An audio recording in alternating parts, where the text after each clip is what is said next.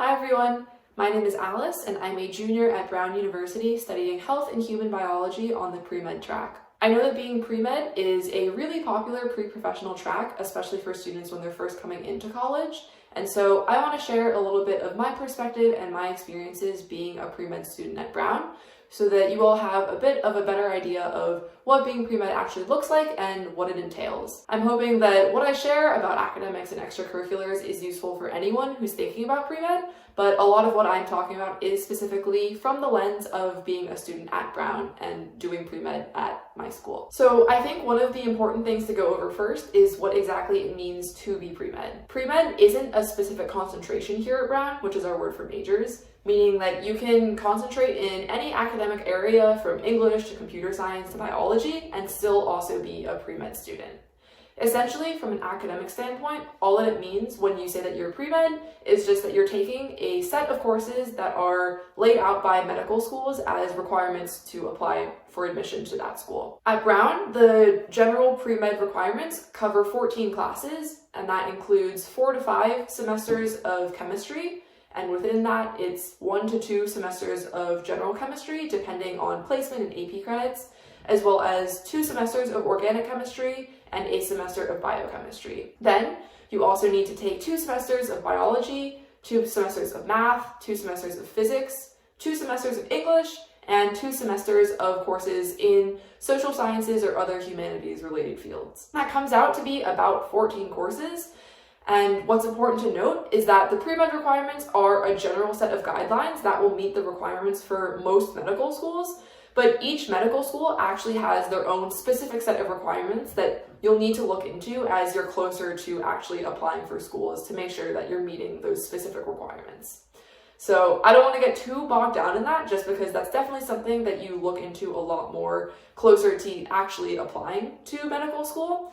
But just as an example, some schools for the 2 math semesters that you take might require 1 semester of calculus and then 1 semester specifically of statistics, whereas other schools will be fine with taking 2 semesters of calculus or 2 semesters of a different math that isn't calculus. So as a result, there are a couple of different approaches that people will take. For some people, the most efficient route is to concentrate in an area that already includes a lot of pre-med requirements as the concentration requirements. So for example, if you're studying biology, you naturally need to take a lot of biology courses for your major, and those courses will also then work as your pre-med requirement courses. On the other hand, you're also able to study something entirely separate from pre-med sciences. So for example, if you want to study English, you can take all of your English course requirements for your concentration, and then with the sort of elective space that you have on the side, use that to fit in all of your pre-med requirements. So it's really up to you what method you think is best. For me, I'm studying health and human biology, which does cover a lot of the pre-med requirements, and so that gives me a lot of room in my remaining schedule to be able to explore different areas, which was a priority for me when deciding what I wanted to concentrate in, because I wanted to still be able to take classes in areas that weren't related to being pre-med and just my concentration. Thinking about your concentration and your pre-med requirements is especially relevant because Brown has what's called an open curriculum. What the open curriculum means is that students at Brown don't have a set of general education requirements that everyone is required to go through. So, for example, if you wanted to at Brown, you could take only English classes, or you could take no English classes at all if you really just don't want to engage with the area. Or you can fall anywhere in between. It's really up to you to decide what areas you're interested in exploring and diving deeper into, and what areas you might just prefer to avoid. This is relevant to talking about other course requirements, because coming to Brown and being pre-med is a bit of a double-edged sword, just in that on the one hand, you have a lot of extra flexibility because you don't have that set of general education requirements that you have to find a way to fit in on top of, your concentration requirements and your pre-med requirements. But then on the other hand, a lot of students will come to Brown because they really want that level of academic freedom that comes from having an open curriculum. And by deciding to be pre-med at Brown, you're placing more constraints on how many classes you have to take to explore what you're interested in. I know for me, the open curriculum was really important in me being able to actually explore different areas before I decided to be pre-med in my first year.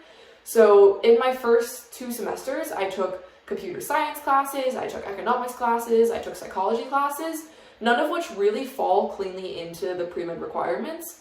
And so in spite of taking that time to really explore different areas and see what it was that I was interested in and what it was that I really didn't enjoy doing, I'm still able to fit in all of my pre-med requirements and all of my concentration requirements without having to worry about taking extra classes a semester or staying for an extra semester or anything. And that's because of the flexibility of the open curriculum. Another important area to talk about is the grading system here at Brown. In addition to having flat letter grades, so we just have A's and B's, etc., as opposed to having A's and A minuses or B plus, B, B minus, we just have flat letter grades. But in the spirit of the open curriculum, students at Brown also have the option to SNC any of their courses. What SNC stands for is satisfactory no credit, which is just another way of saying that you can elect to pass-fail any of your courses while you're at Brown. The idea behind the SNC system is to get rid of a barrier that might stop students from exploring an area that they're curious about because they're concerned about the letter grade that they would get.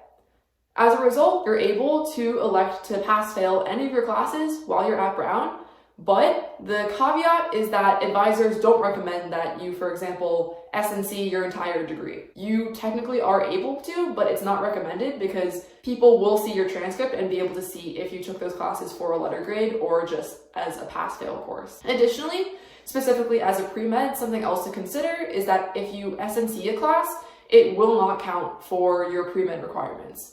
So while you are technically able to go into your student portal and decide to SNC organic chemistry, you can't do that if you intend to use that organic chemistry course credit for medical school admissions. Something else that I want to touch on, because it does come up sometimes as a bit of a misconception, is the fact that Brown doesn't officially calculate your GPA. So that means that you might hear, oh, students at Brown don't have GPAs. How does that work with applying for internships or applying for medical school? How it works is essentially that you have your transcript and you get your letter grades on it, and so you can just calculate your GPA yourself. So it's really not that big of a deal. I know for all the internships and other programs that I've applied for where I've had to give my GPA, I've just calculated it myself, where an A is a 4.0, a B is a 3.0, etc.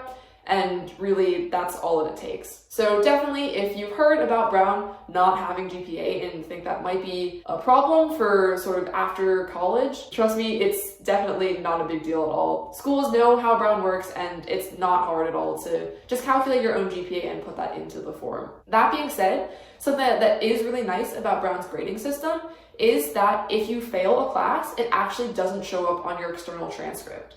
So obviously this isn't ideal, but it's like if something is going really poorly, you actually could just fail the class and then have it not show up on your transcript and then just take the class again. And so as a result, failing a class actually won't per se impact your GPA. That being said, I definitely wouldn't recommend using that as a backup plan for whenever a class isn't going well. But I do think just having the knowledge that you can, in theory, do that is always kind of comforting for me, just to take some of the pressure off of worrying about my grades. That being said, I haven't ever actually done it, but in theory, that is how the grading and transcript system works. A final area that I want to touch on relating to academics here at Brown is just the overall academic culture here. I will say that I think being a pre-med can be pretty stressful because your grades are really important and everyone wants to keep their GPA up, but I found that the academic culture here at Brown really isn't cutthroat. So definitely the students here are all really ambitious, and so I think there is still some element of competitiveness just with yourself and kind of seeing like what all your other peers are doing and